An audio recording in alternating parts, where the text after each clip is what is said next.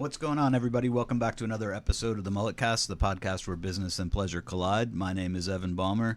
Mike Mercia, our other co-host, is still on hiatus. He's traveling the country all over the place. Today we have two guests in the house. We have Jenn Hampton.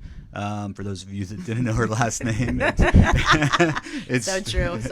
It's strictly because Facebook took down Juicy Jen, and now she had to reveal her last name. Dun dun dun. Same goes for Porkchop, who's also in the house. So, I mean, you own a gallery. I think we could make him a fake ID. I think that should be submitted to. It's sort of the like fake ID. Yeah, totally. It's like McLovin, you know. Yeah, I totally thought about it when they asked me to change my name. I was like, nah, I don't think I could totally botch this. Somehow get arrested. Yeah. That's right. Yeah, totally. It's worth a shot, though. Yeah. So Jenn, you are part owner and co-director and curator of the Parlor Gallery in Asbury. Mm-hmm. Check out parlor-gallery.com. On Instagram, you're at _JuicyJenn, JENN. Two N's. And also check out the Wooden Walls Project, woodenwallsproject.com. Porkchop, check him out on Instagram at Porktomic, and theartofporkchop.com. Yep. Thank you guys for coming in. I really appreciate Thanks it. for having us, Yeah, Evan. Yeah, Super no cool. problem. So let's go way back to the beginning. You wound up in Asbury. You were pursuing an acting career. Is that I right? was. Is it my weird, stupid bio online somewhere? Yeah, totally. Oh, dear God. Yeah, that was my big plan. I was going to make movies and be an actress, and having an art gallery was my backup plan as a way to funnel all the money that I made. No. I always liked art, so I was like, I'm sure I'll have an art collection, and I'm sure I'll be successful as a filmmaker, and I'm sure I'll be an actress, so I'll have money, and I'll buy all the art I want, and then I'll just share it with everybody. And that was sort of like in high school my plan. Where'd you go to? Where'd you I grow grew up in Western Pennsylvania, in Punxsutawney, Pennsylvania. Oh, no kidding. Yeah. Wow. It's funny. The other day I was walking around town and I kept seeing stickers of Groundhog Phil. Uh-huh. I'm like, where are all these stickers of Punxsutawney Phil coming, you know? And I said to my parents, like, it's so weird. There's these little round stickers of Punxsutawney Phil. My dad's like, I did that. No. People should know you're from Punxsutawney. And I was like, okay, Dad. So that was pretty That's so exciting. funny. So your parents still live there? They still live there in this beautiful old house, but my parents are pretty progressive, so growing up there was like idyllic in a way where like there was no crime, and you know, in fact, the only crime that ever happened was someone stole my car. The only car theft in 26 years or something. Way. Yeah, something stupid like that. But they have a beautiful house that I think that they were gifted from their parents when they got married, and so they've spent a whole lifetime fixing it out. But for me, growing up there was challenging because there was no diversity or culture, so my parents were cool enough that, like, on the weekends they would take us to Pittsburgh, which was an hour-and-a-half drive. Okay. But museums and stuff like that. And so that was pretty much my outlet to, you know, I didn't have MTV till I was 15, which is a strange thing for people that grow up in the tri-state area. I think they're like, wow.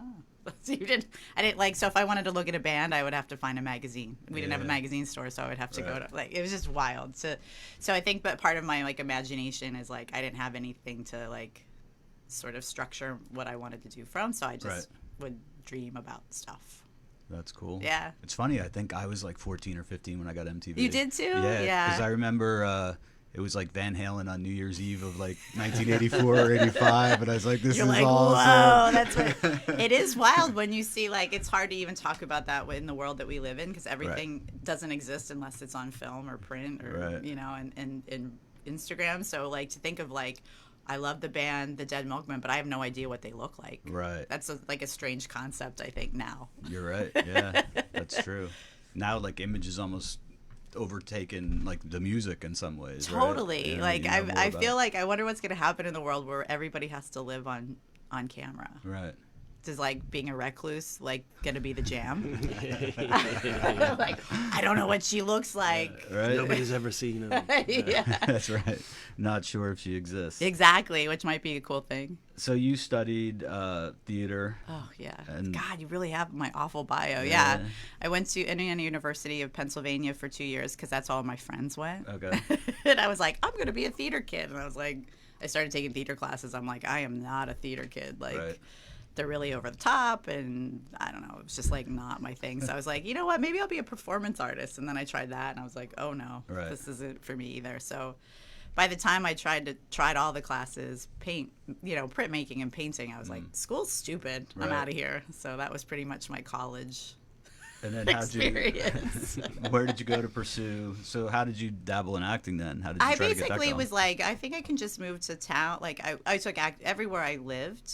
If I was sort of like a traveling gypsy. I was like, where's my friends living? Let me go there. Like, oh, I'll go to Pittsburgh. Oh, where are you going now? I'll go there. Right. So I ended up in South Beach, Miami, of all places, because I read this article about how artists and architecture was sort of reinventing this town, and so I went there, and it was very akin to Asbury Park. There was like cool old bodegas, and like it was so different than anything I'd experienced being in Western Pennsylvania, like the sort of Haitian culture and the Latin culture and warmth. And so I was there for probably 4 years, and I was like, yeah, this is where I'm going to make my break. And I was like, after I got there, I was like, oh no, this is not how it works. You actually have to go to a city where there's casting agents. And so then I moved to New York, and I hated New York, which I think was more about like I don't have any money, and living in a city where there's so many things to do and buy, it was like just a frustrating thing to me. So then I just started pursuing taking acting classes. And then long story short, I was like, oh, you have to get an agent? That's bullshit. I can just tell them I have an agent. And that only gets you to a certain point. And I could see myself being sort of typecast as like, stripper number 2 or waitress number 3 or a girl that breaks up marriage. And I was like, ugh. And so I ended up working for a casting agent. And it really shed light on the whole sort of way that the system works, which is basically categorized. Like I would be 5'4", I would have blonde hair, I would have my like dress size and how big my boobs are. Like it's so weird to be categorized physically for a job that's very emotional. So I was like, you know what? I only wanted to get in film because of David Lynch and Tim Burton. This is probably not the route to go. Like I feel like what really moves me about film is the art of film. So I was like, I'm going to make my own documentary. And then that, I get these things and I'm like, I'm going to do this and this is going to be it. And then it didn't happen because I didn't know about sound. I didn't realize like, oh, you have to mic your subjects. So I interviewed 65 couples over a course of a year about the concept of love and how if it's a very conceptual thing, which would obviously not work for like a contemporary interesting documentary, which was basically the idea was if you were going to give is the concept of love shared across the universe and what does it mean to you? And so because I had been working at a restaurant where people would come there to celebrate anniversaries and stuff, and I was like, this is such a weird this is our ritual, this is what people do, like this day we did this, and so long story short, that was like 2 years of my life where I'm like, yeah, I'm gonna do this project, but not like thinking into the baby steps.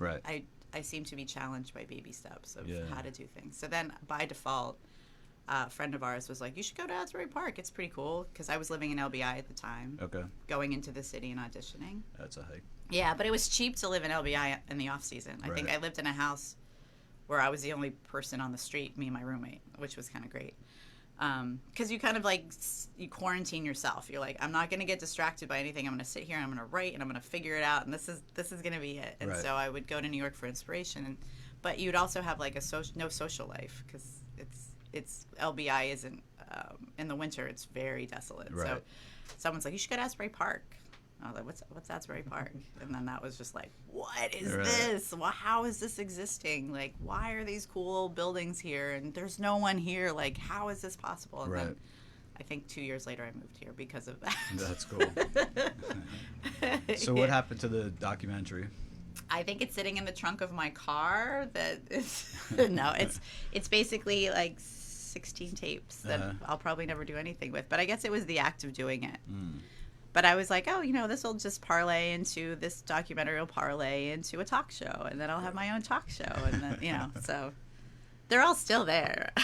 It's all still like, oh, maybe I'll do that someday. What'd you learn from the documentary? Do you remember?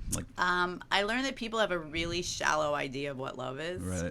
It was a little challenging for me to think that, and I'm sure it's because, like, this weird waitress asked to interview me after dinner. I would wait till they would get a little drunk. So maybe that wasn't good either. So were you interviewing him at the restaurant? Yeah. That's awesome. Yeah, it was really... So I didn't know a lot about lighting, obviously, and sound, which are the two probably most important things. I think that if I was smarter and had a little bit more money, I would definitely have a crew that would do that, because I realized I was really good at the like interaction with the person and like that sort of aspect. Right. But when it came down to technical, I'm like, well, I don't understand why you can't hear me. And I was like, where did I put the? I thought if I just put the camera on a tripod, Right. you know. Yep. But I mean, I think sometimes in the process of creation, like I had the same problem when I went to art school. I made art, but I never showed it because I didn't feel like that was the important part. Gotcha. So I think for me, it's always about the making part, and it's my challenge to figure out what to do after it's made. Gotcha. Yeah. Like I said, it's sitting in a bag somewhere. That's cool. I mean, it might be worth re-exploring. I mean, yeah, my new podcast, 21 Questions. That's Ming, right. Ming. So were you asking people 21 questions at that time? Kind of, too? yeah. I love questions. I think that's how I learn, and I think that that's probably, you know, having no exposure to people and diversity growing up. I think that meeting all different new kinds of people is very exhilarating. Like, oh, where did you come from? What did you do? Right. I'm sure you share the same sort of. Right. So was it like a small town where basically you know everybody? Yeah. And I graduated with 78 people. Right. So you know everyone's everybody. story. I was, yeah, and you know, it's funny because I was like, I'm never moving to a small town ever again, and then I'm like, oh, here I am in a small town that looks like a big town, but it's really just a small town. It really is. Yeah, and so you know everything about everyone, and Right. you know everyone dates so and so's sister and brother. I mean, they're very lovely people. It's just that it just wasn't for me because there was none of my tribe there, I guess. So the part I didn't know about you. So once you got to Asbury, how'd you get involved in the Asbury Lanes?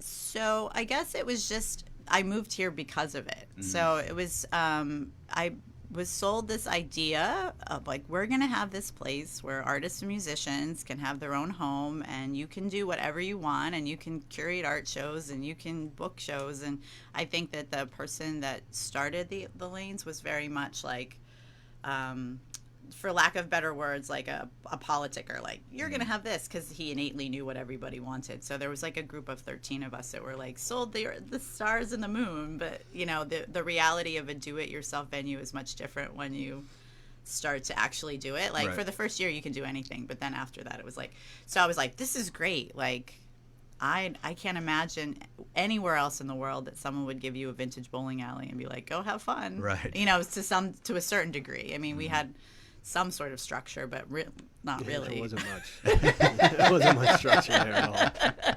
Yeah, I guess not. But like in a town where there was no one, like it's like having an empty canvas where you're like, there is no failure because there's no one watching. Right. It's So kind of cool. Were you around Porkchop at that time also, around the Lanes? Yeah, the dude Mel Stultz, whose idea it was, he was a good friend of mine at the time. Right. And before that, he had a bar called Oddfellows. Super cool. Okay. And he got me involved in that. And when that kind of was at its end, he was like, oh, well, we could maybe move into this bowling alley. I know this guy, and we should throw shows there. He's like one of those guys. Like, I know a guy. Yeah. Right. So the next thing you know, we're ripping this guy's bowling alley it was apart, crazy. You know what I mean? Right. That he's been in since he was 16 years old. Yeah. Really? Never left. Like, And he was in his, 50s, Ralph? yeah, it's funny. He seemed older, but he was probably like in his mid-50s. Yeah. Yeah, so we go in Bowling there. alley can age you pretty Yeah, much earlier. it was him and his mom. His mom was in her 70s, and I just remember going in there like, these people are going to let us do this? This is crazy. Yeah, so we were in there walking around, and I was like, yeah, this wall's got to go. And we ripped up this floor, and just see Ralph's face, like, drop. Like, you're going to do what to my bowling alley? Right. So we made all this wacky stuff, and just kind of changed it enough to make it look even more retro than it was. Right. But, maybe a little less, wood paneling, and, Right. brought it back to more like the 50s, early 60s looking. That's cool. Yeah. And that's kind of how it started. And it was more like, we need a place of our own where our own kind could come, and, we could all hang out and do our own thing. And that's kind of how it was, because there was nothing else around. Right. We essentially made a private club without trying to make it a private club. But, like, we figured that the people that would be into what we're into would find us. Right. Was kind of the whole idea. It was like, we'll just do what we like, and then people they'll like it or they don't. Right. Who cares? Yeah. So what is it like? What are you most proud of from what you created there? You know, it's interesting. Anytime that you have something like this that's created, it's so many energies that come together that you don't realize. Like, if you take one of those people out, how it would change the end product. I think what I'm most proud of is that for 11 years, sheer passion and will and force kept a place open because we weren't funded. There was no way that should have lasted as long as it did. You know, right? Yeah, because there was very little support. Right. You know, it was a bowling alley basically in the ghetto. Right. And a lot of people were still scared to come to Asbury. Right. So it wasn't like we just had people walking in off the street. Right. It was like people were like, yeah, this is a cool place. I'm coming back. You know, people come from Pennsylvania and that's crazy. All kinds of places. Yeah, people would travel. I think it was just such a weird, like, I think it's, I've said this a couple times, and this is the best way you can describe it. There's like a scene in Porkchop's heard this 100 times, but there's a scene in Willy Wonka where they're all in that elevator and everyone's freaking out, like, what are we doing? Get me out of here. And then they open up and there's like, there's the candy. Right. That's like the lanes, because from the outside it looked like nothing, and you're like, I'm not going in there. I'm not parking my car in front of there. So like, I felt like if you were brave enough to get in, you felt like real proud. Like, oh, I went to this really weird place. So it's like akin to like finding the secret spot that like no one knows about. That's cool. And so I think to take that sort of concept or that idea that what was happening and actually turn it into like a functioning, like John Waters is coming here to have a talk, like was like, oh my God, I can't believe John Waters is coming to our bowling alley. Right. You know what I mean? Because at the end of the day, for me, it was still a bowling alley, and we did whatever we could to make it not feel like a bowling alley, but still have a bowling alley in it, because that was kind of cool too. But when we started to get sort of like people that like, I made a list of all like of my favorite people that I would want to bring, and when people started saying yes to that, which was like a hard sell. Yep. Because we didn't have technology like other venues did. We didn't have our green room was like, here you go. At first it was a closet. Yeah, it was an actual closet. Was it really? We put Dick Dale in a closet. Wow. And we're like, this is your green room, but look at this velvet painting of this naked woman. Isn't it beautiful? And he'd be like, okay, but I'm going to sit in this room. Yeah, we had Link Ray there, and he was with his wife and sitting basically in a closet. That's crazy. Before he got to play. Yeah.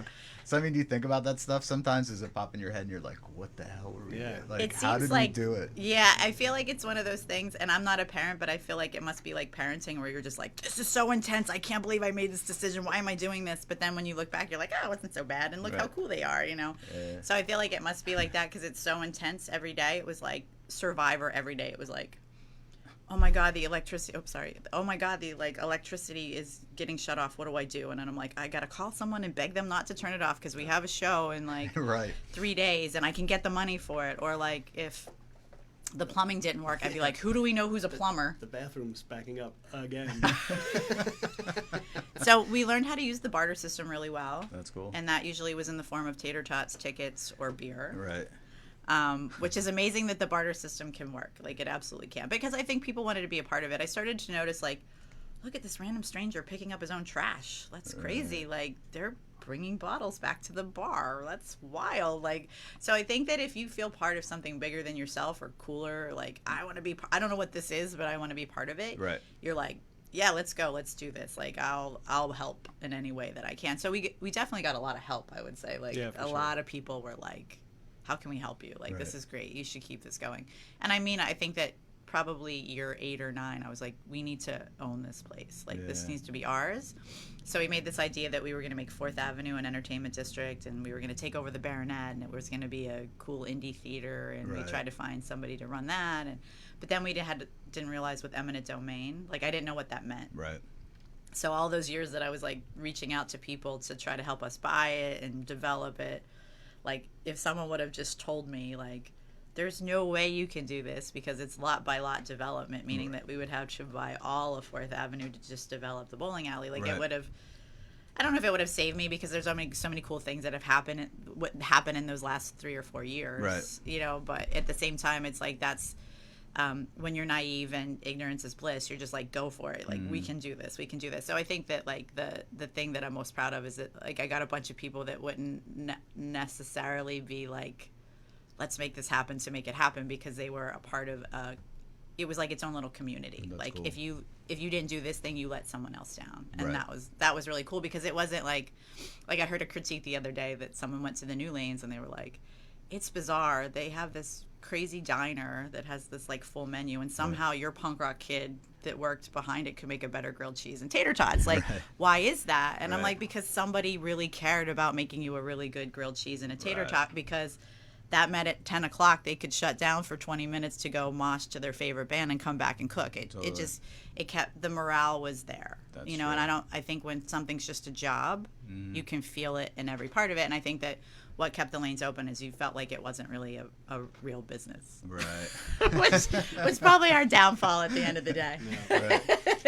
Yeah, maybe there's like some perfect middle ground in there, right? There's probably like a balance. A little bit more business, but keep the vibe or something. Yeah, it's funny. I got asked on Amy Quinn's podcast, like, what's the saddest part? And I said it's what it's become to me is the saddest part, because I felt like what it was this cool like microcosm of community and like what you can do on sheer will to like super funded and not that.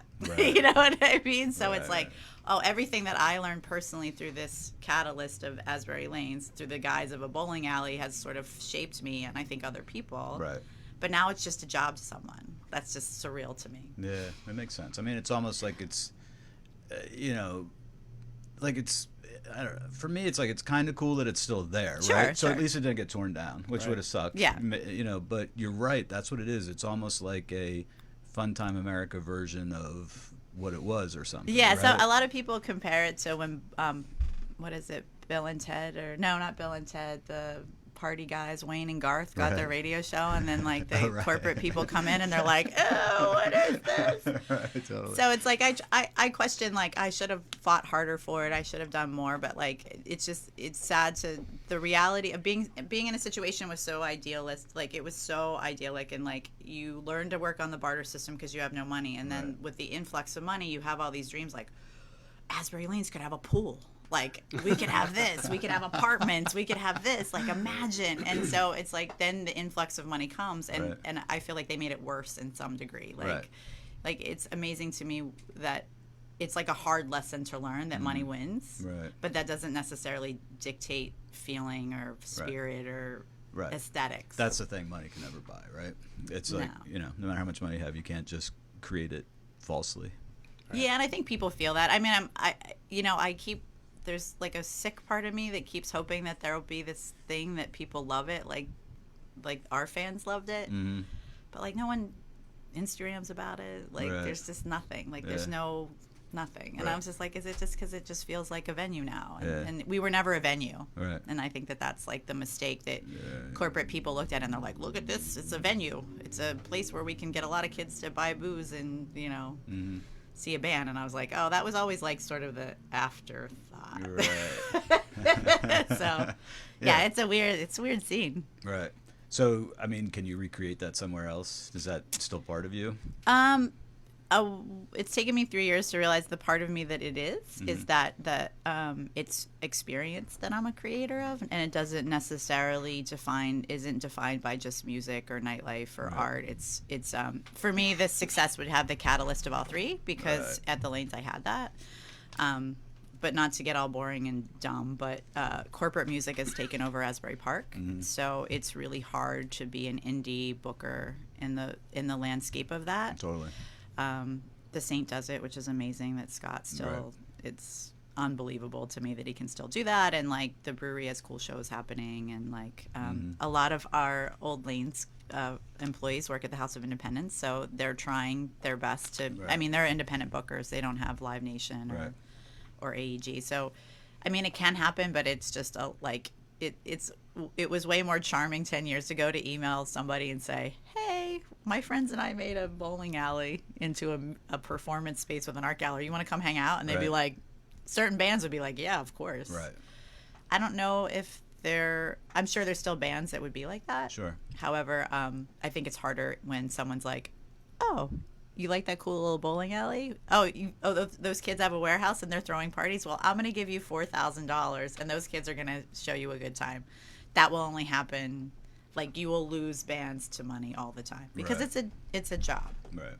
No, that's true. And it was happening towards the end that people, forever, no one paid attention to us, even in our own town. And so we never had to fight for shows. And in the last 3 years, it was like, oh, this is ugly. This is why way back when Mel's like, we won't have to deal with any of this music politics, because we're going to have this cool space. And so when you realize like, oh no, it'll always end up in this, because people think you're making money, or people think that like, well, I want what they have. I want there the toy. There was no competition back then. Right.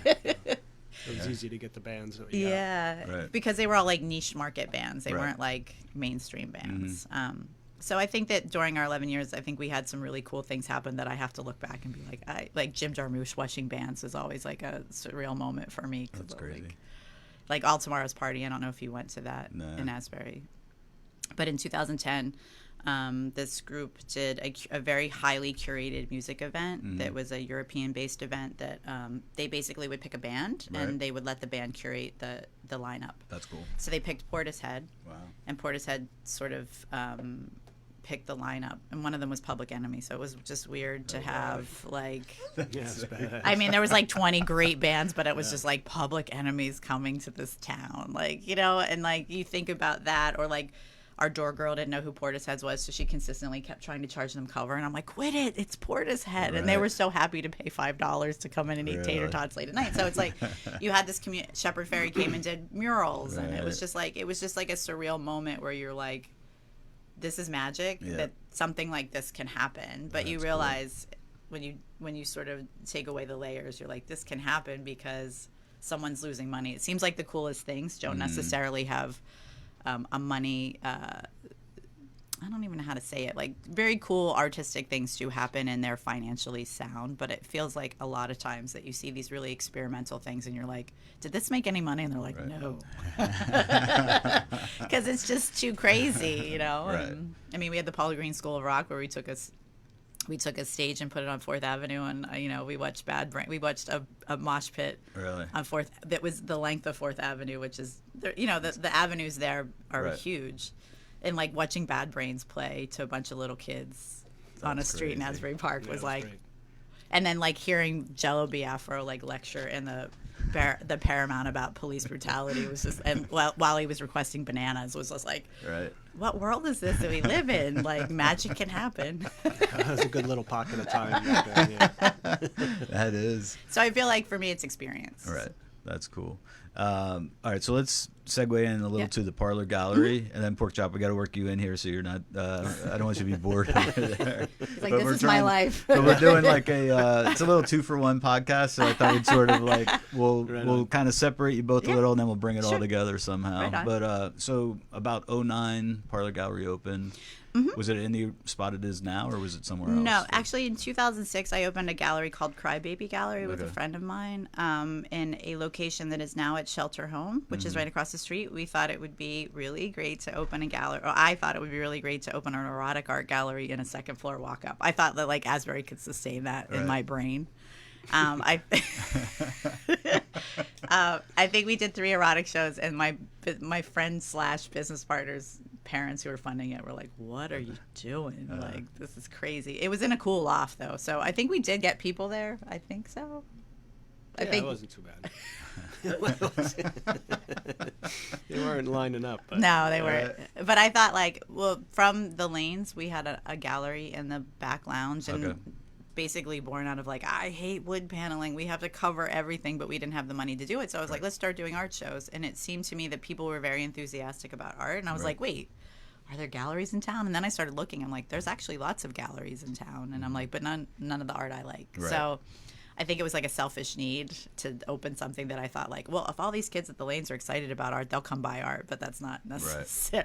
You know, you're in an environment where you're like seeing a band and you're drinking and you're like, oh, I like that painting, $400. I could get that. You know, it's much different when you go into a gallery and you're like, it's white walls and you know. So with that being said, we were in that location for almost 3 years, and then we kept seeing this property across the street get developed.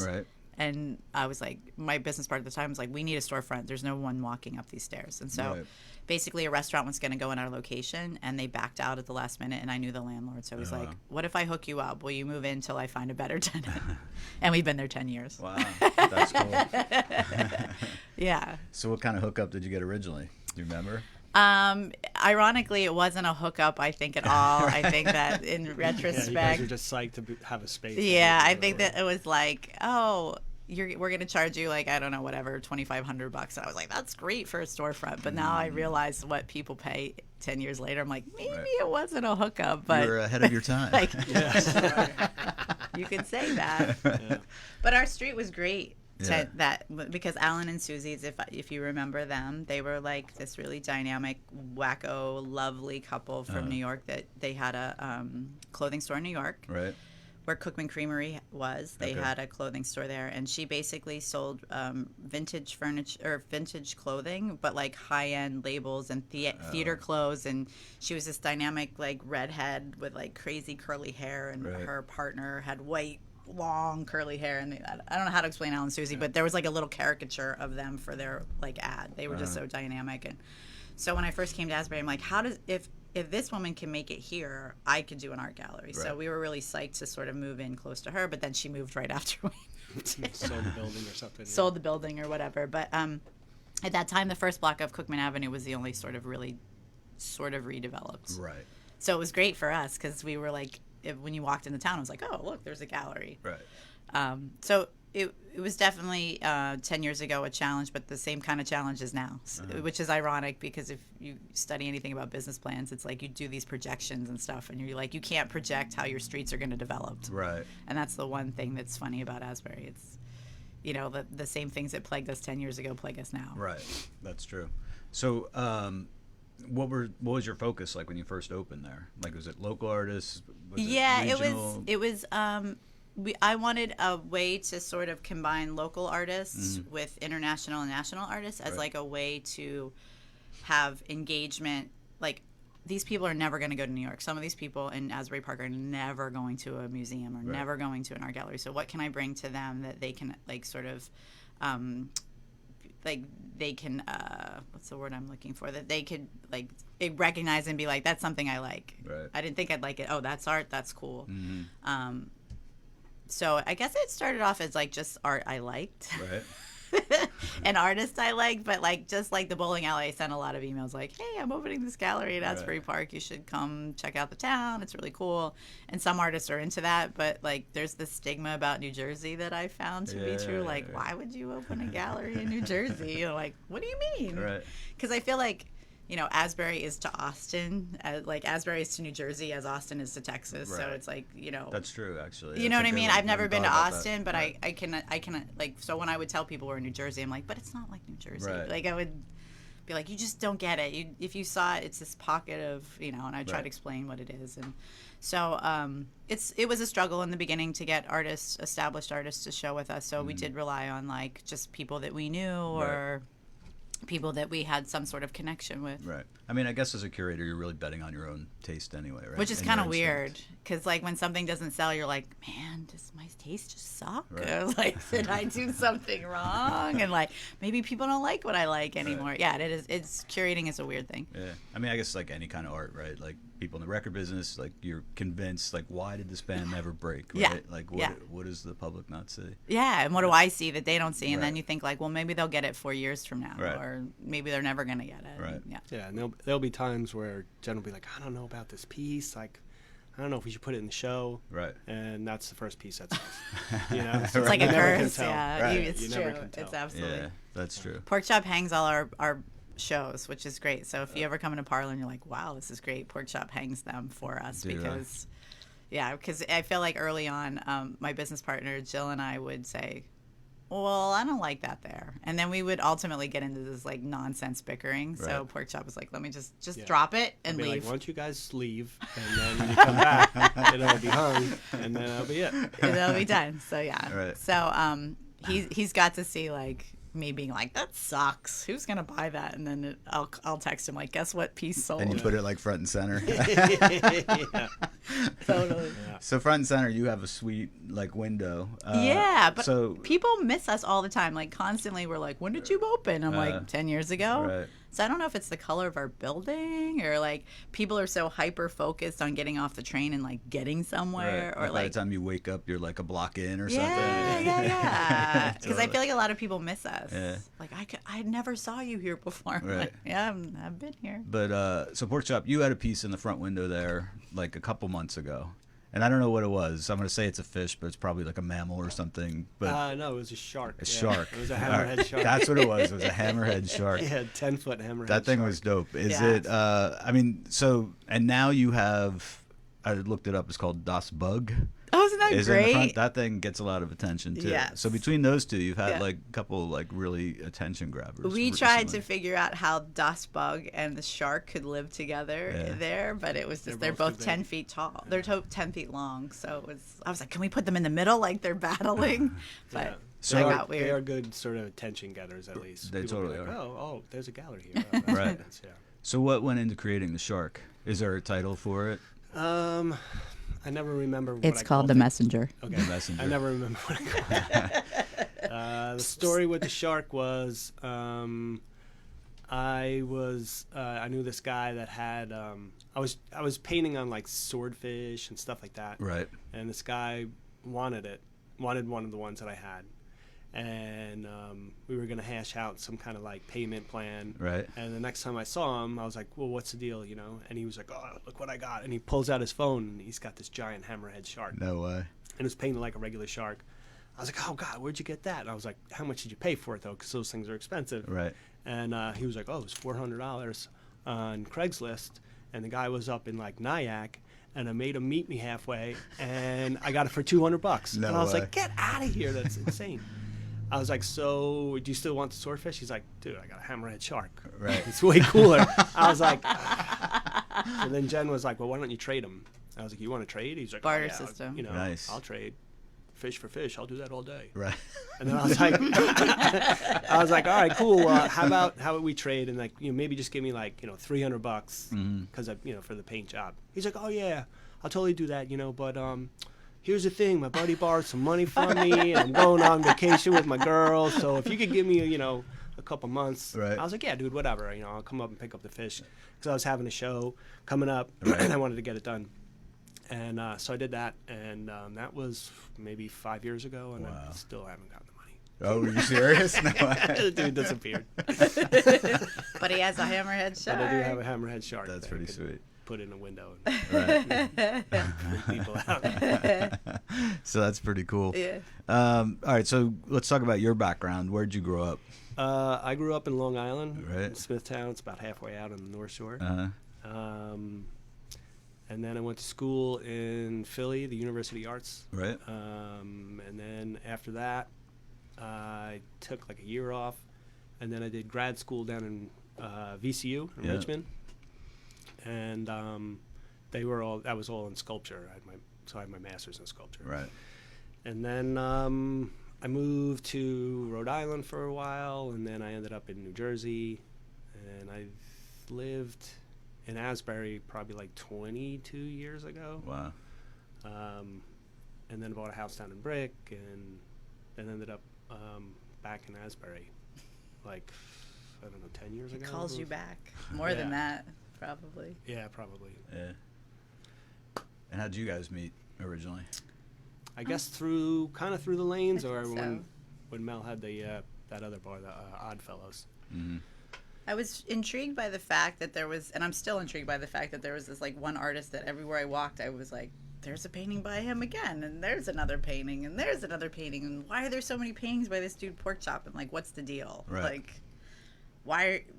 If he's, you know, like if you're showing in that many galleries here, you could show anywhere. Like, Right. you know, and it's always like I get this idea of like, what's the bigger picture? What are you doing? And you know, it goes back to my whole like dissecting and trying to figure out how to make something work. And Right. so I think I was intrigued that he could do these big, huge, like, oh, who made that Mata Hari out of, you know, he made, like, in Oddfellows, there was, like, this awesome, cool, like, rendition of Mata Hari that he painted in wood. And she was, like, how big was she?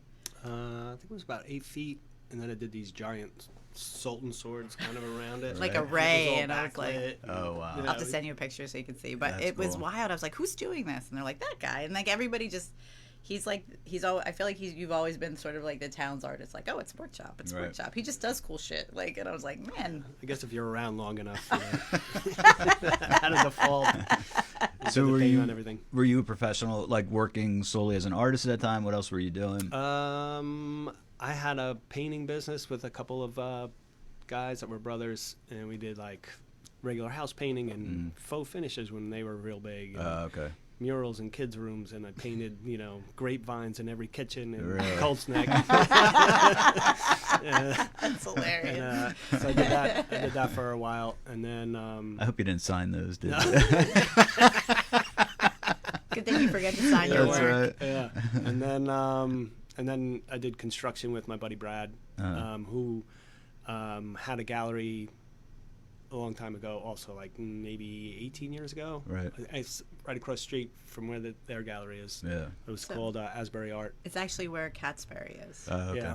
Super And, cool. Like, Really? super cool. And back then, like, there was nothing going on the street, so Right. we would have bands on the sidewalk, and get to do whatever you want. Right. And the whole town was kind of like a canvas because there was boarded up buildings everywhere. Right. So we would paint stuff and put it on buildings and hang stuff out of trees, and Wow. yeah, it was super fun back That's then. cool. I think that's one of the first times I came here. I was like, how do they park they're allowed to park the cars on the street? Because coming from LBI, there was all these rules. And I was Right. like, what do you mean? You're just going to put art on the wall? Like on that abandoned building? You're just going to hang a canvas? And they're like, no, who's going to take it? I'm like, this is awesome. Asbury is so cool. So Yeah, it was kind of the Wild West. That's true. Yeah. Yeah, I miss the good times. Johnny Cash was the sheriff wandering the Yeah. streets, right? In a cape. Right. It's Probably crazy. high. So, how did you get into art? Like as a kid, what was your early? Like when did you discover interest in talent? I guess I always sort of drew and stuff. My grandfather was an architect, and he painted. My aunt was a painter. Right. So it was just kind of everybody in my family's artistic in their own kind of way. Right. And So it was kind of encouraged as a kid. yeah, it definitely wasn't. You shouldn't do that. Right. So I'm the youngest of 5. Mm-hmm. And I shared a room with my brother, and he always drew and painted and stuff. So I was like, Right. "Oh, I want to be like you," So I did. That's kind of how it started. Right. I guess. Yeah. Do you remember what kind of stuff you liked to draw initially? It's pretty much the same as what I do. Is it really? Yeah, skulls. Skulls. and, Skulls. So your book covers are pretty twisted as a kid? Yeah. Which people don't even know what book covers are Right. anymore. Isn't that funny? Yeah. They don't. Although his kids always have him make book covers still. Oh, really? Yeah. Yeah, they'd be like, "Can you draw on this?" That's sweet. Yeah. Right. They're not selling them, are they? Yeah, they probably have them all stashed. I'm telling Waiting you, for his me to youngest kick. son was as smart as probably stashing away Yeah, stuff to he's sell. probably got it filed somewhere. Isn't that That's funny? really We funny. don't have book covers anymore. Yeah. That's wild. That was how you made your initial statement about school, right? It was And who you were. like, and this is who, yeah, exactly. Yeah, right? This for is what sure. I listen to. This is who I'm into. yeah, Yeah. that's Totally. wild. Yeah. Yeah, and went from that to jean jackets to. That's right. Exactly. Yeah. Did people pay you back then to paint on jean jackets? Yeah, when I was like, whatever, 8th grade, 9th grade, started doing jackets. Did you That's really? great. Yeah. That is cool. He still does them, which is funny. I don't even know how you started painting on them again, but It was a 'cause couple it's like a years thing. ago. We were like hanging out in a bar with my friends, and he had a jean jacket. And I was like, "Why don't you paint something on the back of that?" He's like, what? I was like, "I don't know, man. You got to do something hard, like some Iron Maiden stuff or Right. something, And he was like, "Well, would you do it?" And I was like, "Sure, I would."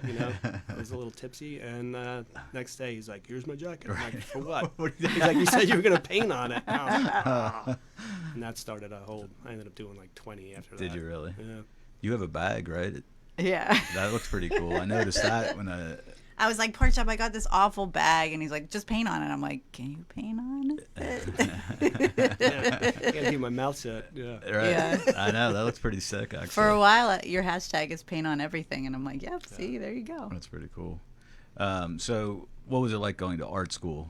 Is it like what you expect? Is it Is it like a it is in the letdown, movies? Or is it, did you learn something? Well, yeah. I mean, I guess I definitely learned techniques and things. right.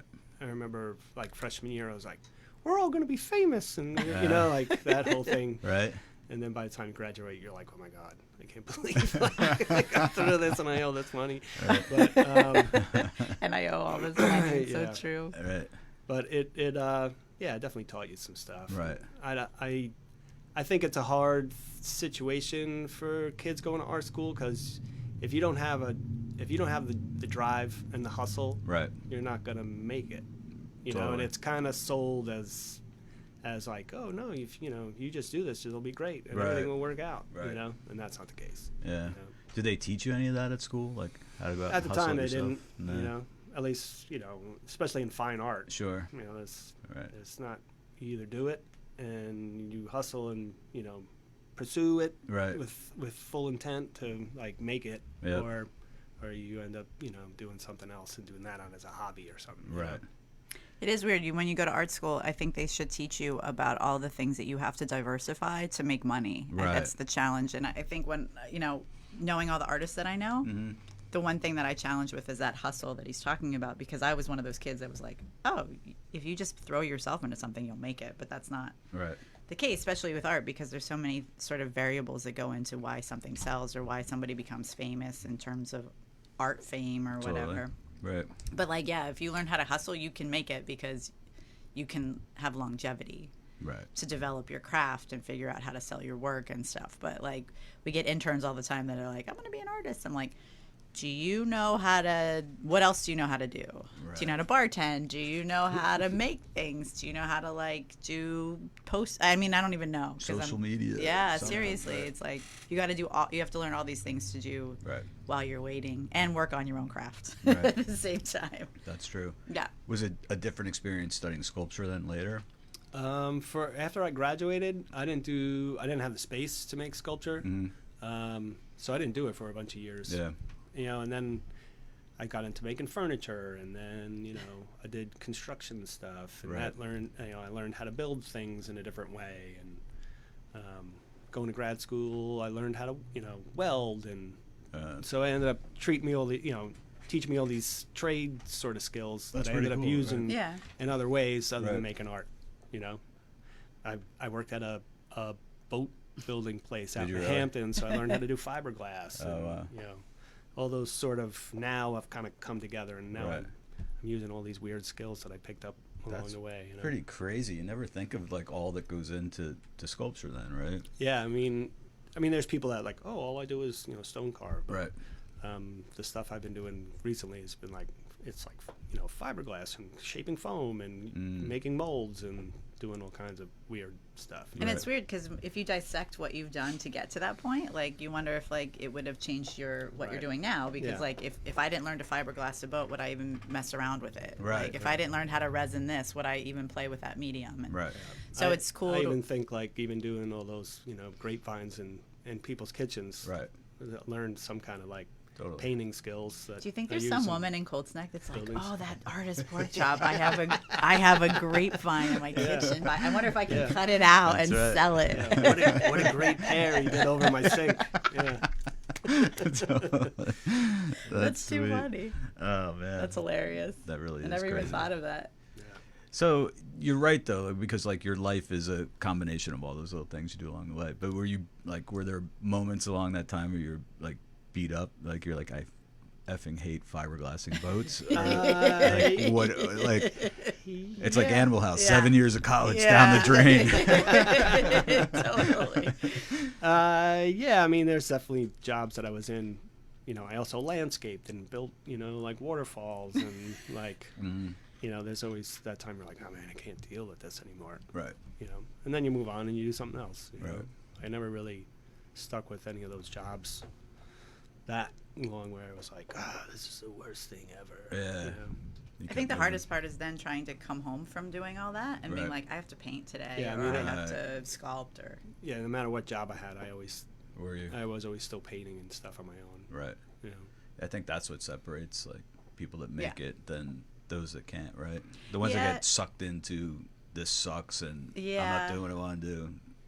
Yeah. Then you just get down in that downward spiral. I also think working with so many artists, you can start to tell who, in terms of making it, will survive, because for instance, Porkchop would make art if he had no audience, and I think that sort of defines an artist, Right. whether they're making music or books or whatever. It's I don't care if anyone listens or hears this or sees it.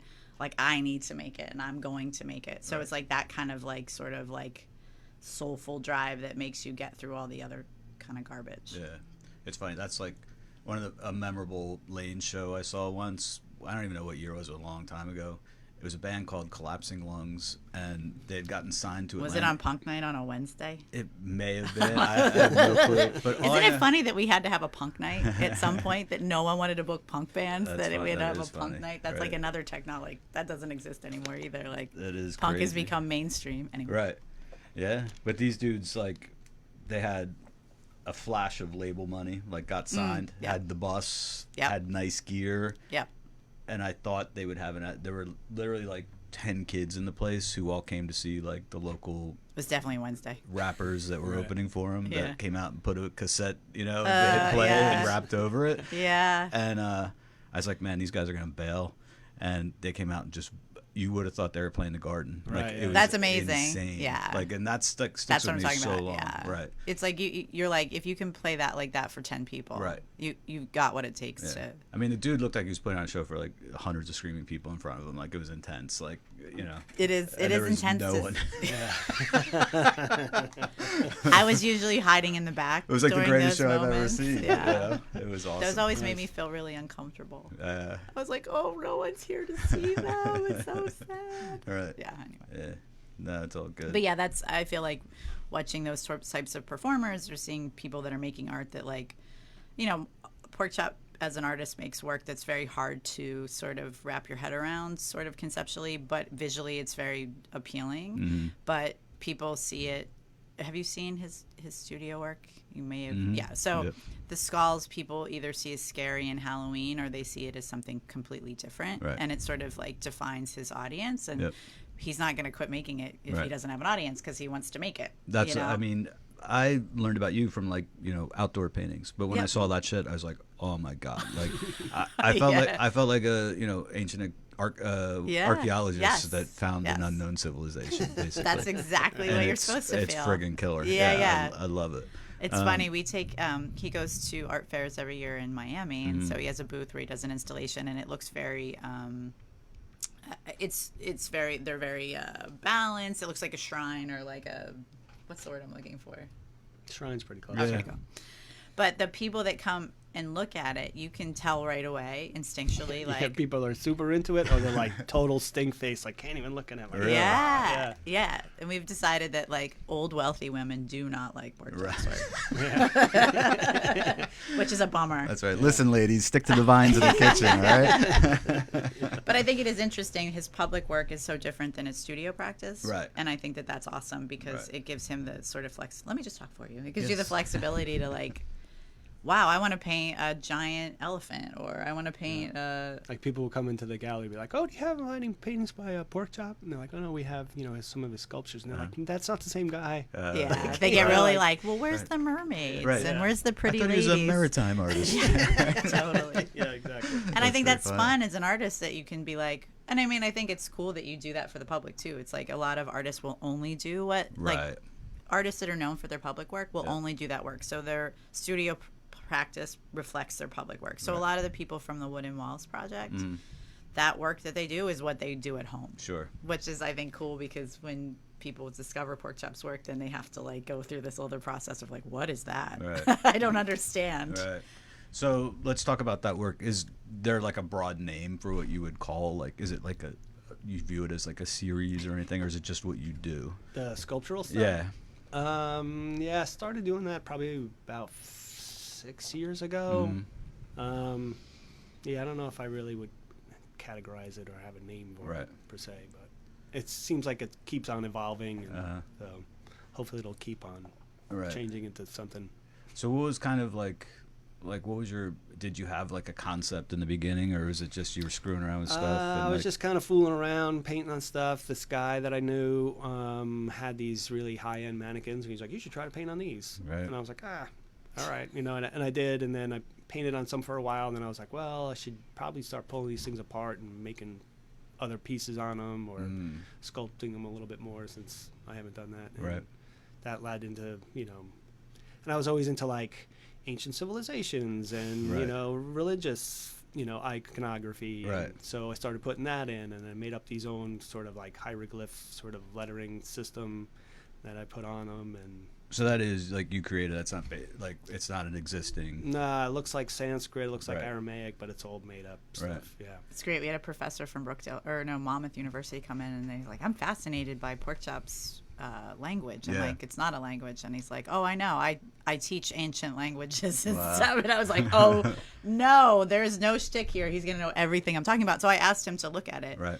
And he gave me like the whole rundown of where he thought the inspiration came from, which is strange because I'm sure you probably haven't figured out where it's come from. Sometimes artists just do stuff, it's in there, and you have to go backwards after you've created it to figure out where it came from. Right. But this guy just like broke it down, like, this is from this ancient blah, blah, blah, blah, blah, and this language is like, it's nothing I've ever heard of. And I was like, that is so exciting to know that like he's creating something that someone is like, oh, I see where the inspiration, whether the artist knows it or not. Right. So is there, like, do you keep track of it? Like, are you creating a language as you go along? There's probably like 20-something characters that I sort of kind of use over and over, but every once in a while another one sort of pops up for whatever reason. Like if I screwed one of them up and I'm making it into something else, or and then you're like, oh, that one's cool. Oh, that one's kind of neat. Yeah. Right. So if you plant something on like a forehead, does it mean something to that particular does it say something about what that piece is, or is it more like a design? It's more like a design. Yeah.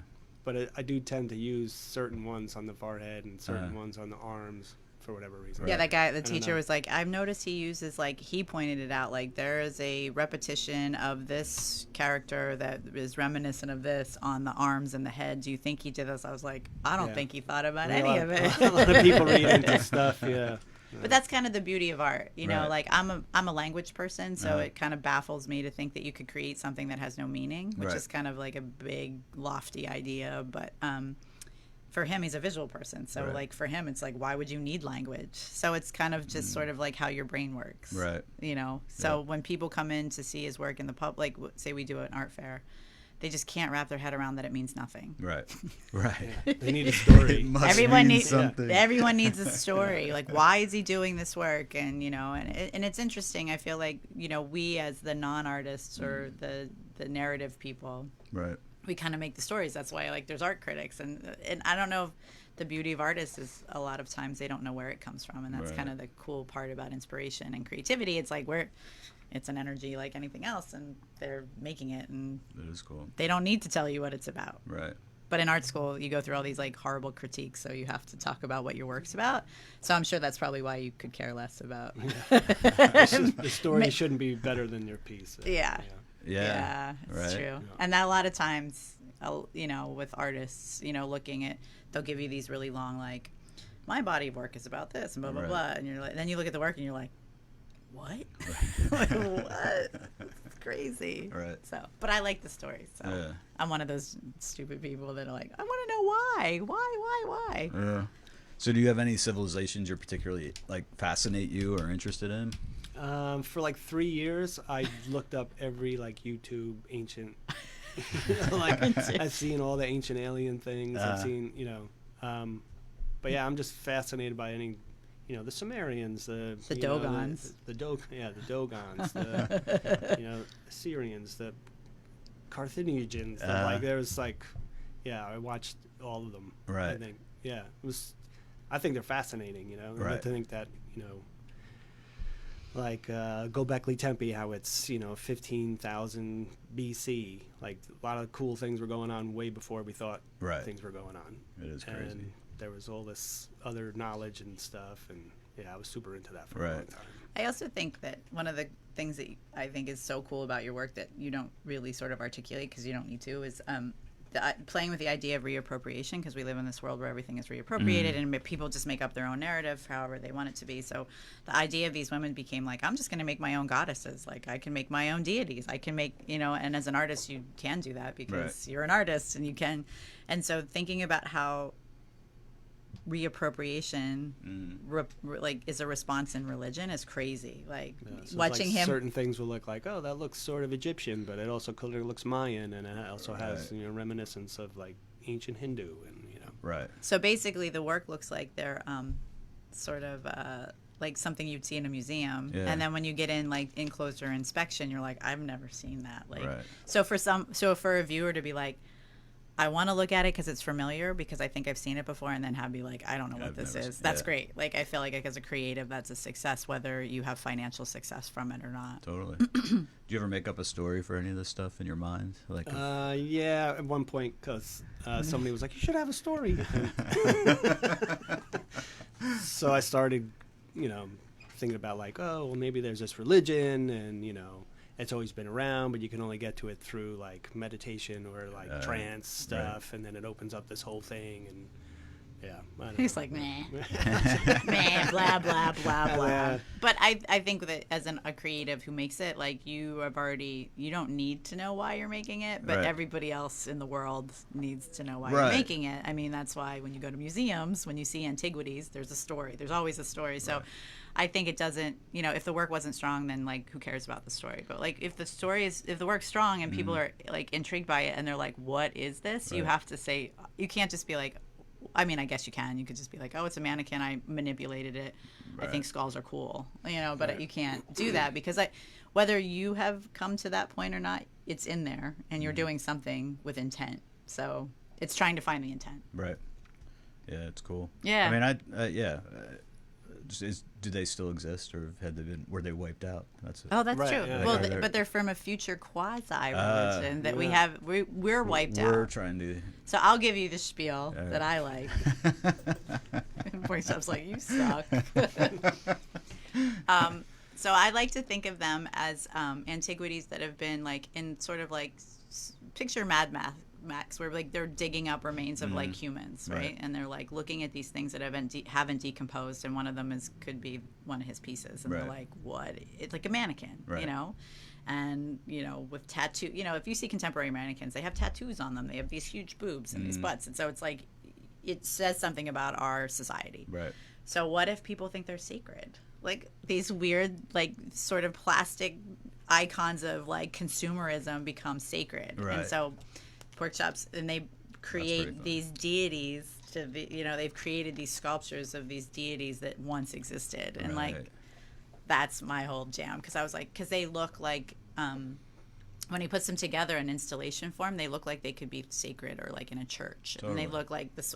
He does these cool like little found object sculptures where he like manipulates them, because not everybody has the money to buy a giant sculpture or the space. So he's like, everyone, if they're into it, they should have a piece too. Yep. So they look like little effigies, and like it's weird that instinctually he's building these sort of installations as the same psychology of churches, because if you start to read about the psychology of church, where they put, not to get too heavy, but like the higher the like sort of deity or effigy is, the more who you should pay more attention to. Right. So there's a hierarchy to religion, and so when you start to dissect all of that, you're like, whoa, it's all manipulation in some weird sort of, I mean, it can be a good manipulation, but still weird that like that's a thing, and that's all art too. Like that's somebody's like the psychology of art, and so it's a layered process. So I think the work can be as deep or as shallow or as light as you want it to be. But I think what's cool about it is like there was some in your brain, there was like, wouldn't it be cool to make your own goddesses? Yeah. And that's like, that was like what born that sort of kind of cool little idea has made this whole body of work, which I think is really awesome to watch. It is really cool. All right, so let's talk about wooden walls, which is like that ties you both together again, but like a different type of art for you. Like a lot of your sculptures, people totally, not sculptures, but paintings or murals, people would totally recognize like around Asbury. For sure. You mentioned the mermaid one earlier. I forget to tell you, it's Ruthie and somebody. Andre. You have to tell them that story. It's really good, how they got named. Yeah, so I'm painting this thing, and this guy's like, I'm on the lift, and he's like, yo, and I have my headphones on. I'm like, what do you want? He's like, do you ever name your murals? And I was like, nah, not really. He was like, well, my girl's name is Ruthie. She's been in town forever. Like, would you name it after her? And I was just like, yeah, I will. And he's like, really, you do that? I was like, yep. And I just kept painting. And so then I was gonna name it Ruthie, and then this one of my other friends was like, oh, you ever see this movie where the seal's name is Andre? I'm like, all right, I'll put that on there too. And that's kind of how that happened. Yeah. That's pretty funny. So that one, I think, like I read that your idea was sort of like the mermaids looking out to the sea, right? Right. Kind of. So what was your, like,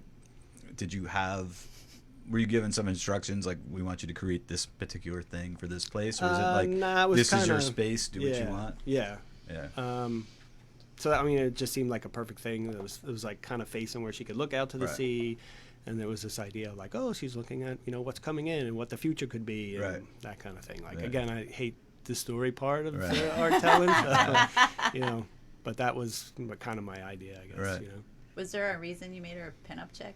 I always think it's because you looked at the building and you're like, oh, this looks like a building from the 60s or the 50s. I think it was, it was probably because I just wanted to paint a pinup chick. Yeah. She's a cute pinup chick. Yeah. Totally. I mean, does it blow you away sometimes? Like, I mean, you walk by that every day, there's people taking their picture next to it. Yeah, it's crazy. With the way it kind of started, I wanted to do that same building, I don't know, it was probably like 9 years ago. And at the time, Madison Marquette was like, well, we don't know what we're doing with that building, but 9 years ago. you could use the casino, that big wall in the casino, to paint on. I was like, well, what part? Like the whole thing. You could just paint on the whole thing. I was like, all right, cool. So I got my buddy Brad, who had Asbury art. I was like, why don't you do one side and I'll do the other side? And then I did that big flapper octopus thing, And after I did that, the amount of people that were like, oh, my wedding photos and my engagement photo, and this is me pregnant in front of your mural, and this is this is me and my boyfriend jumping up in the air. Like it was pretty bizarre, and that's kind of how things started moving along with getting more artists down and doing more murals, and now it's like a photo shoot every 5 seconds. It's crazy because when he did that mural, I guess it was 2009 or 10. It was kind of like, it was. It might have been earlier than that, but it was interesting we had a mural ordinance before we had a mural. So crazy. We had to find like back doorways to do murals because you'd have to get permission from the city. Really? It was so stupid. So when they asked him to do that wall, I was like, are they gonna pay you? And he's like, no, but they're gonna give me paint. I was like, man, they should pay us to, like, we should have murals. And it was like that conversation for 6 years. It was like, we should find somebody to give us money. And after Hurricane Sandy, everybody was so freaked out. All the photographers were like, is Porkchop mural okay? Right. So I realized that because that's where they would take all their subjects. And I was like, wait a minute. So that's part of their business. Right. So I was like, wait a minute. So this could be part of their business. And so I went to them after Hurricane Sandy, and I'm like, you have a lot of wood panels that make it look like kind of like sad up here. We should celebrate the wood. And that's how the Wooden Walls was born. It was like, can you just give us a small budget, and we'll ask artists that have like an association with Asbury so they understand like why they're not getting paid a lot and what the intent was. And so, but that's sort of Porkchop's big murals was the catalyst for the Wooden Walls for sure. Yeah, I mean they've become like obviously iconic parts of Asbury. Like they seem like they've been there forever almost. In a way. And that's I think it's sadly we live in a town where everybody likes to rip down things, and like so I think like what's going to be our new iconography. Like right now, if you think of Asbury Park, there's like the Tilly sort of icon, and that was a piece of public art, in the 20s or 30s. I don't even know when it was there, the 40s and the 50s. So like as we develop as a city, it's like we have to realize that there's certain iconography that we want to keep, even if we kill, the buildings come down. And so I was like, well, how can we make our own new iconography? So it's one of those things where you don't know really what you're doing, and then you do it, and you're like, oh, yeah, that worked. That's amazing. That it works. Right. That is cool. Because now the new thing's going to be like, what happens to the walls if they develop the buildings? And I guess that maybe that was part of my idea, was to like make people aware of buildings and development and like caring about your neighborhood and that sort of thing. Because the boardwalk is like its own city in itself. It's very separate to Asbury, I think, in some ways, and I think that's one of the problems is that there is this disconnect between Asbury Park City and then the boardwalk. And so it's like, if it's going to be a city, we should have art all over the city. So Porkchop's work is spread throughout the city. I've been super fortunate to hook up with the Rent Asbury people. And they're buying all these old apartment buildings and fixing them up. Their thing is like, oh, put a mural on a building. So, How do you enjoy doing that type of stuff? That's great. Is it? I love it. Yeah. It's so each one to try to do something a little bit different, so they don't look all the same. Sure. And that's sort of fun to do, you know. That is cool.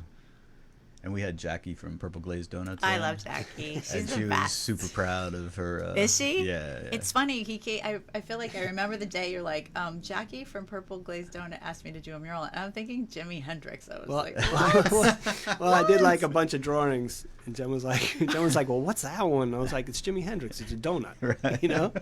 Like, there's no way she's ever going to do not picking that. I was like, well, it'd be pretty funny if she did. And right. then that's the one. She's like, yeah, we definitely want to do that. That's one. awesome. Yes.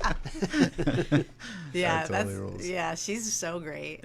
Yeah, her podcast with you, or her interview with you, was really good. Yeah, she's super animated. Right. I didn't know her story. I thought I knew her story, but yeah, it's good that you do these podcasts. That's then what's we cool. know the stories. Right, and she has an awesome story, right? Yeah, like, she does. Always interested in something. I do think that that's what the cool part about Asbury is, and as we grow as a community, that I hope that we'll figure out how to hone our own creatives. Like for when we first, when Porkchop lived here, was probably no one, so you probably didn't meet a lot of people doing things. But then by 2000, people were moving here and doing things, and so everyone you met had a project. Right. Everyone you met was doing something. Right. So now I feel like that doesn't happen because no one can afford the rent. So it's like, what happens if I'm Jenn moves here now? Like I wouldn't be able to do the lanes. I wouldn't be able to do a Parlor Gallery. So I get scared that like there's creatives yet to come. They can't manipulate our, you know what I mean, through their efforts, and that scares me a little bit about our town. That's why I wonder, like, you're always looking for what's the next spot, I know, it's funny, I've been asked that like 3 times this week, and I'm like, wait, we haven't finished this spot. Right, like, what do you mean? Where are we going? Everyone says Keyport though. Yeah. And I'm like, I've never been to Keyport. I don't think I've ever been to Keyport, but we've gone to Atlantic City a couple times, and I'm just like, this is a whole other. I saw a listing for a church, and I was like, yes, a 9,000 square foot church for $250,000. That's like a dream. I could put an art retreat there. But there was a reason why it was $250,000. I don't know. It's just like there's a different energy there. It's not Asbury had that sort of, as you all know, like I feel like you could be robbed a bunch of times in Asbury, and I feel like that energy of like, I gotta run to my car, it's still not as bad as the energy that's like that feeling of like crime in Atlantic City. It's just like people I feel like are walking around like, I don't know what to do with myself. Right.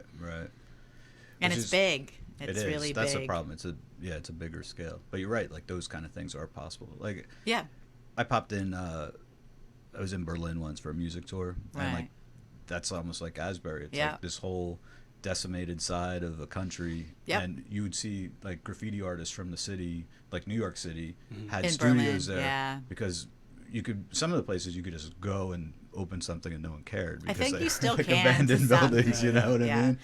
They but have maybe that's like a, Atlantic City. Yeah, maybe. I mean, I think that it would take a collective force of people. The money they pump into the casinos, really, if you could figure out how to tap into that in a sort of like, if you could align yourself with someone that understands that for that to be a functioning town again, you have to really work on a community. And I'm sure I know people from Atlantic City, there's definitely a community there, but they're all questioning how that's going to happen still, because there's no industry there.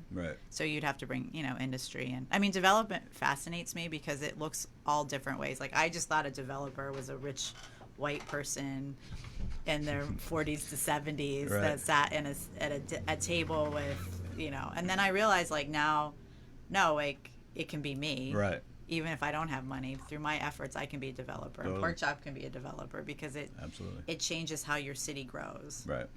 And so I think that like that to me is interesting of how you can develop experience. And that's the challenge is like, there's a reason that I always think it's like white guys from 40, because they're usually the ones with the money and they don't have the vision. So I think it's all about the way that Asbury has worked, I think is great because the city government knows that there's people in the town with vision and they try to do what they can to support those visions. I think sometimes it's small town life that gets in the way. It's you have these sort of structures that you have to figure out your way around them. So like for me, the wooden walls, the next process is how do you get it in town? And like Porkchop's figured it out because he's aligned with somebody that appreciates what public art does for a town, a building, a community, a neighborhood.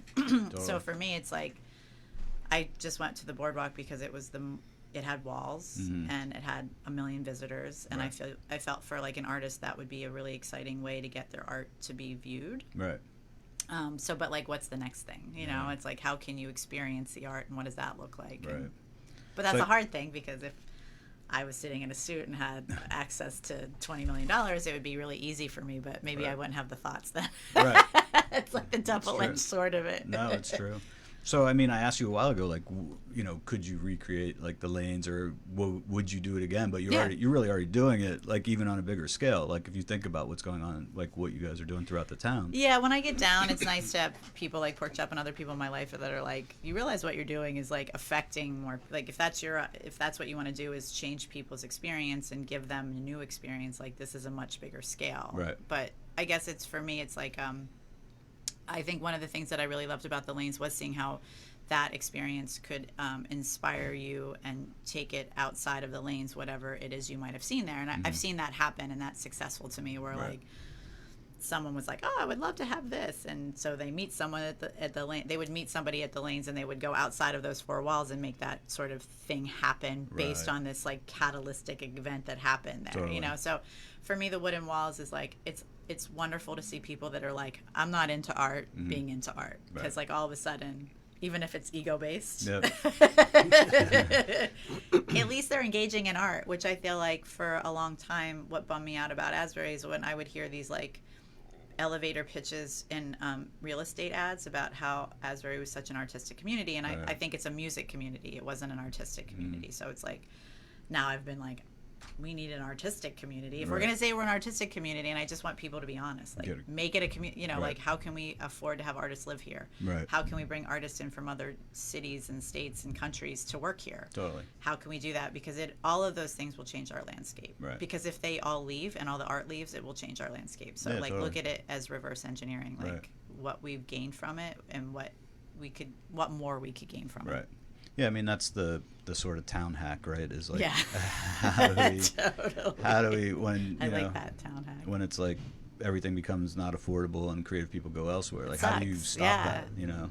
It is like this horrible sort of like cycle, and like we were talking about Henry Vaccaro, it's like everybody plays a role in that cycle. I just don't want to think my role has already been played, so I think the trick is how do you sort of keep in that circle and continually like inspire something new. Do you know what I mean? But like, the thing that makes me sad is like, I don't know, never go on social media and listen to people talk about affordable housing in Asbury Park, because it's like terrifying. And so one day I did, and I went in this hole, and I started doing 6 degrees of separation of all the people I know that couldn't afford to live here now, and what their efforts had brought to the table, whether it was Jason Thompson, who writes for the Tri-City and has high voltage, like that's all gone. You know, if it's like Porkchop couldn't afford to live here, forget about 22 murals. If, you know, I couldn't live here, like, you know, what I brought to the table. So I started doing this like as like a test to say like, well, this is why affordable housing is important. Because people like to say like, well, why should you be entitled to waterfront property? Why should I not be entitled to waterfront property? So it is weird to develop in a town where people continually, like, they always say to me, well, you guys should move to Neptune. I'm like, no, I shouldn't. I should be able to live where I work and I'm passionate about. And like, for you as a real estate person to say that bums me out. Because that's not true. That's true. You know? And so I think it's like, if we want to be a colorful community, we need, like, I miss all the weirdos I met 15 years ago. Like, there's a guy out there in the world that used to, you said his name the other day. What is it? Tits McGee. There really is a Tits McGee. Yeah. I don't know who named him that, but like, people would tell me these like. I don't know if that's his real name. I don't think that's the name his mom gave him. I don't think that's the name. But he's like this. I met him, and I said to Porkchop when I first moved here, I'm like, I saw a guy today on Lake Avenue, and he had boobs. But he was a construction worker as a guy, you know. And I think that's amazing that like he felt comfortable to live in Asbury because he felt like he needed to I mean, he's married and you know, all that stuff, but he wanted fake boobs. So like, that's great. Like, I miss those sort of colorful characters. So it's like, I want diversity. Like, I want the, you know, the high end, the low, I want all of it. But like, it seems we're in this trajectory right now that needs to be sort of like balanced out a bit, for me anyway. That's cool. If it's my world. So, tell me a little bit about, is it Hot Tea, the new piece? Yes. So that one obviously is another piece in the casino building that's gotten a lot of attention. And how do you find people that you're bringing in from like the outside world? What's your... I think a lot of times it's like what do they call it? FOMO? Like fear of missing out? Right. Yeah, fear of missing out. Like, so a lot of times I can't leave to go to other projects all around the world. Yep. So I'm on the internet a lot looking at like what happened at this art festival. Gotcha. And so I found his work 5 years ago. I reached out to him when we first started the Wooden Walls to do this in the casino. Right. At the time, my budget was $5,000, and that was huge. And I was very proud, and I was like, I have this money for you, and I Right. love your work, and I think it would be great. I don't know as an artist where else you're going to be able to create right next to the ocean in an abandoned building. Like Venice Beach doesn't have that. Like I don't know where you could go to find That's that. true. Where people will see your work. So I sold it to him. He thought it was great. However, just the way the world works, someone else found him, thought he was great too. It was Fish. Fish takes him to Mexico every year to do installations. The band Bon Iver had him come up to Seattle and do a bunch of stuff. Sesame Street. When I found him, so did other people. Right. That's just the collective consciousness of the world. So he was very polite and was like, I have this thing. I'll let you know if I have free time for 4 years. Wow. Yeah. So every year I would say, I still have this budget of $5,000, and I would hold it for him. And the developers, that Madison Marquette funds it for us, and they were like, "Is this guy ever coming?" And I'm like, "Yes, he is." And Right. so I think last year they were like, "Jen, if you and Porkchop and work in the carousel, that $5,000 would probably go better suited in there." Right. So the way that the world works. Carousel was dope, by the way. Oh, thank you. He was this artist, Eric Hottie, did the installation at the entrance of our art fair in Miami. So I was like, yes, Eric's here. I'm Right. gonna DM him on Instagram and say, come meet me. And so we've been back and forth with each other for 5 years straight. Right. So I said to him, can we please come this year? And he's like, I might have some free time. And I was like, I still have $5,000 for you. And he's like, oh, Jen, that's so sweet, but I get a lot more now. And I was like, but you said. So he made a deal with me. He's pretty cool. He was like, if I come to fly me to Asbury, if I find inspiration, I'll do it for $5,000, That's cool. as a gift. Right. You know, that'll be my time and supplies. So I said, Right. cool. Flew him here, walked him through the Paramount, walked him through Convention Hall, walked him through the Carousel, walked him to the casino. And I didn't know this at the time, but I told him the story about the dancers that had died in the fire at the Paramount. Oh, really? And he was fascinated. What do you mean? And I was like, well, there's these, the Paramount was a theater, and there's a lot of tragedy that happened surrounding this theater and this complex. And I told him about the Morro Castle and about the bodies and all this stuff. So I took him to the dressing room where the girls died, and he was just sat there in silence. He's like, okay. And then he was just kind of quiet the rest of the day, and I was like, ugh, this is not going right. Damn it, I didn't show him the right things. I bummed him out. I didn't inspire I totally Just wants to bummed go him home. out. Right. Now he wants to go back to Milwaukee. Right. But then we went to the casino, and he sat there for I would say it was 2 hours, just Wow. watching people and the building and looking around and stuff. And then he was just like, okay, I'll do it. And I'm Right. like, oh, you like it? He's like, yeah, this is great. I mean, you're right. Can I do anything I want? I said, yeah, you can do anything you want. Of course. Right. I'm like, for $5,000. Right.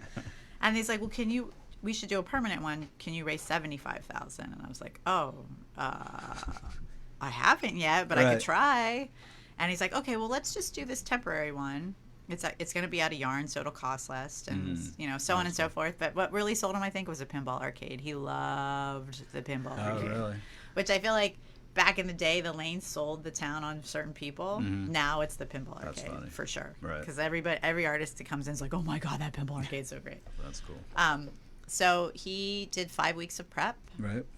He came and installed in a week. He worked 16 hours a day. He's unlike any artist I met. He's so driven. He didn't even want to talk, really. Right. Porkchop and I would check on him and stuff. You need food? You need this? He's like, no, I'm good. So it's Wow. he knew that I didn't realize how massive it would be. So I guess he knew in his head. He brought his boyfriend. They worked every day, and his boyfriend's like, oh, this is great, but Right. can we have some fruit? Yeah. So what I didn't know until he got interviewed by someone is that the dancer story inspired him to do it. And it's called One Last Moment Under the Sky. Right. And it's the idea that you never know when it'll be your last moment. So you should try to take a moment when you can to acknowledge when something's beautiful and stuff. So it's 5,670 strings. Wow. It's 36 colors. It's 20 feet wide by 100 feet long, and it's supposed to represent the all the colors from sunrise to sunset in a day, with the sea and the land in the middle. That's cool. It's wild. That's really cool. I mean, I love that thought. It's morbid but beautiful. Right. But it's also cool because he's like, my installations are for people to look up. Right. Like, no one looks up anymore. And I was like, oh, that's so true. Yeah. Because of our phones and, being focused, and especially here, people have been in that building so many times that they don't think about it. Right. And I think one of the successful parts of this project is, like, we kind of, like, low-key just had it happen. So people would just discover it on their own. Right. Because I feel like now nothing's secret anymore. Like, there's nothing. No, it's true. Everything is curated, and I'm going to tell you what to think and where to go and where to eat. So I think to stumble upon that must be wild for people that don't go to see installation art. Yeah, it's cool. I mean, I take people there all the time. Do you? Check stuff out. Yeah. It's a cool. different animal all the time. Right. And it's like it feels living like that, like a character. Like we went up to undo a knot the other day. And it was just like, oh my God, how did this happen? How did you get yourself all messed up? You know what I mean? It's like, and you realize the wind, it's the physical representation of the wind. Right. So somehow the wind attached to something, and all of a sudden there's 40 strands in a big dreadlock. It's got a dread, right? Totally. Yeah. And it's like different every day, right? Because it's like some days not windy, some days a little windy, some days, The best moment I've had with it so far is we went up there after a rainstorm, like a really bad rainstorm, and all the moisture got sucked up into the yarn somehow, and it felt like you were in a cave because there was fog, and then the lighting created that sense of fog, so you could. It was weird. It was just like you felt like you were in a cave because the yarn became so saturated with moisture, it dripped onto the puddles. That's crazy. So it was making noise then. And I was like, I'm looking around. I'm like, there's no one here. It was wild. It was me, Porkchop, and this girl that we brought from Japan to work here. And I don't know. She didn't speak English. So I was trying to like articulate how excited I was. And we were like communicating via Google Translate, like, oh, blah, blah, blah, blah, and then showing it to each other. And I was like, does she get what this is? And it was really wild. That's awesome. All right, so tell me real quick, where are you going from here? Oh, God. And I don't mean today, like, like I'm gonna go to Starbucks and I'm gonna have a coffee. Porkchop, where do you see your future going? Any like big goals or anything? I guess I got some murals to do still. Right. I'm gonna paint on every building in Asbury Park if I can. Right. I had an opportunity. I'm gonna be doing a museum show in St. Petersburg, Russia. Wow. In 2 years. That's cool. Yeah. So that's what my next 2 years is gonna look like. That's pretty sick. Yeah. Right. Very cool. What are you taking there?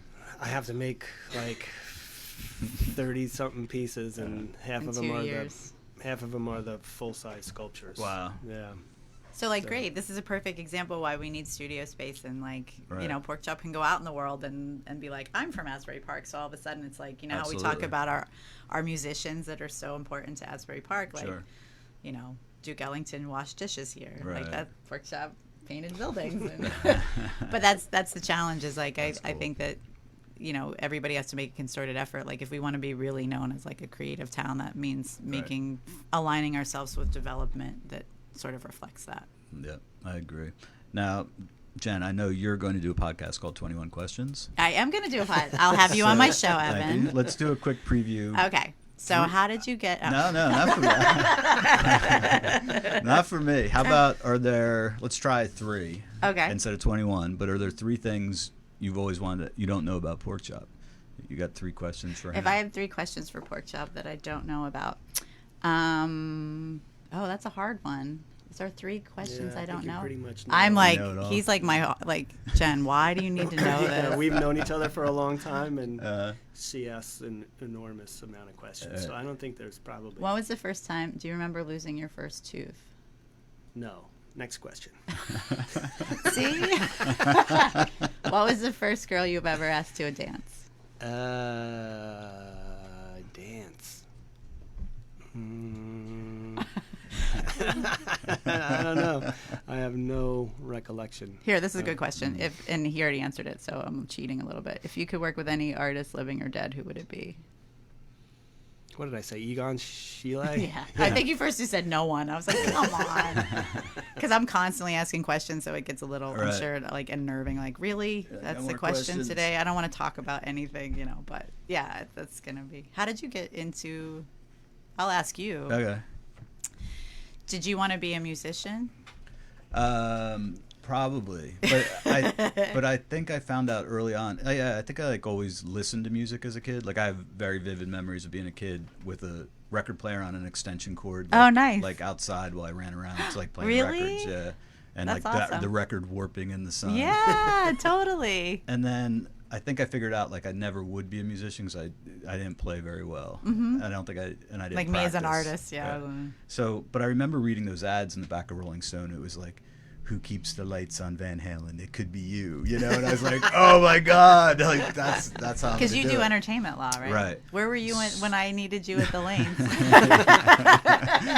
I was watching Collapsing Lungs I play know. to 10 people. I always make a joke, and I said, after being at the Lanes for 11 years, I was like, it's no big deal. If I get in trouble, I'll have a lawyer. Right.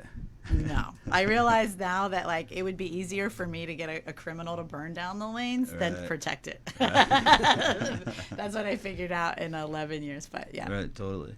But so in the last like 2 years, I took some lessons over at Lake House. Oh, good. So I got in a band. I played bass. I actually played a gig at the Lanes. Nice. Which The new one? Yeah, the new one. Yeah. So to me, it was like mentally, I was like saying in my mind, like I'm playing the Lanes. That's so dope, Yeah. You know what I mean? But Yeah. it is a different experience. But so I played a couple shows. So something I never thought I'd do. That's awesome. Which was cool. That's rad. Yeah. What was the best thing about the new Lanes and the worst thing? Best thing I think is just, I haven't been there yet. So I don't know. To me, like I love the exterior and just seeing it makes me feel good. And they planted a couple Airstreams in the back, which I want an Airstream. I have to tell you, that was pretty amazing. Like Right. I was like, wow, that was a good choice. Yeah, it was kind of for cool. the dressing rooms, right? Right. Did you? Yeah. Yeah.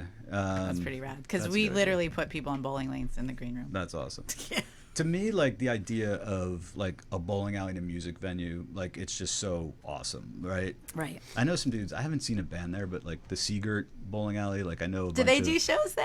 Yeah, like 'cause I a was bunch of always bands hoping it play would there. like be a thing. Right. Like It should be. people told me like if you were a businesswoman, you would have done this whole thing and just done it Like a in chain. all these little Right. towns all over the world. And I was like, well, All these sleepy, forgotten bowling alleys that could have been scooped up. I could have you know what I saved mean? the bowling Right, industry. totally. See, I miss my calling. Totally. Yeah. I always wanted to combine a restaurant and a car wash, where like you'd have a glass wall in the restaurant, and you just watch the cars go through the car wash. I think they have Right. them. Do they? Yeah. So we were playing this game the other day, things that don't exist, Right. technology to save, and someone's like, well, you should have a strip club and a car wash. I'm like, there's no way. There is. Right. There's absolutely. And you can get chicken. Yeah, nice. there is a strip I'm fascinated club, by people. There's a like- strip club recording studio also. There is? We found out we had to hire this dude to like do some music for like this film project we were working on. Right on. And he's like, I only work out of this particular studio. That's And it's somewhere awesome. like I want to say it was like in the Western Jersey, Pennsylvania border somewhere. That is rad. So we're like, all right, no problem. And then we find out like this guy booked this like it's a strip club recording studio. Like That is It was genius. pretty funny. Yeah. So I think like left to our own devices, there's some really cool things left in the world. Totally. Just shows you kids anything's possible. You can do anything you want. That's true.